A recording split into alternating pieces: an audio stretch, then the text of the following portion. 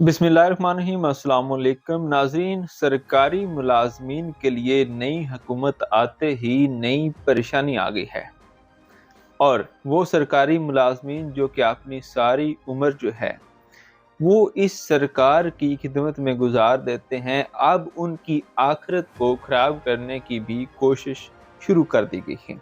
जी हाँ, आप सही समझे हैं।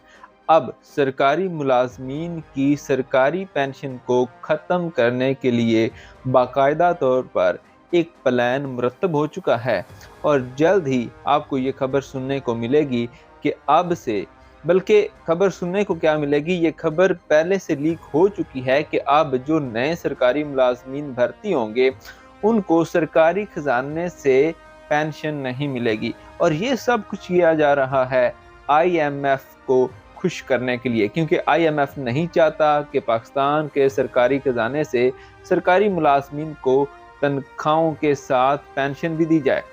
अब सूरत हाल ये है कि जो पुराने सरकारी मुलाजमीन हैं जो कि पहले से भर्ती शुदा हैं, उनको तो पहले कवानीन के मुताबिक ही पेंशन अदा की जाएगी, लेकिन जो नए सरकारी मुलाजमीन भर्ती होंगे उनकी पेंशन के लिए हर महीने उनकी तनख्वाह में से एक मखसूस रकम, फॉर एग्जाम्पल आपकी तनख्वाह अगर 50,000 है, उसमें से 5,000 रुपये अलग रखे जाएंगे, और उतने ही पैसे हुकूमत अपने पास से डालकर उसको किसी निजी इदारे में या निजी कंपनी में इन्वेस्ट करेगी।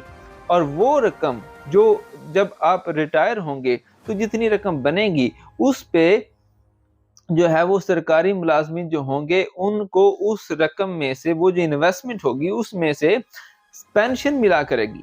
और याद रखिएगा कि आप तो जानते ही हैं कि अगर आप फॉर एग्जाम्पल किसी बैंक में पैसे जमा करवा देते हैं तो सूद की मद में आपको कितने पैसे मिलते हैं एक महीने के बाद, ये चीज़ें मुझे आपको समझाने की ज़रूरत नहीं है, और आप शायद समझ भी चुके होंगे कि असल में होने क्या वाला है।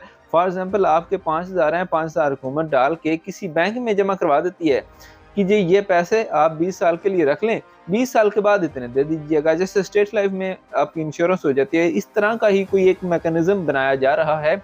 उसके तहत अब सरकारी मुलाजमीन का रिटायरमेंट के बाद सरकार से जो नाता है वो ख़त्म हो जाएगा, और वो रकम जो कि निजी इदारों में इन्वेस्ट की जाएगी वो वहाँ से पेंशन अदा होगी उसको।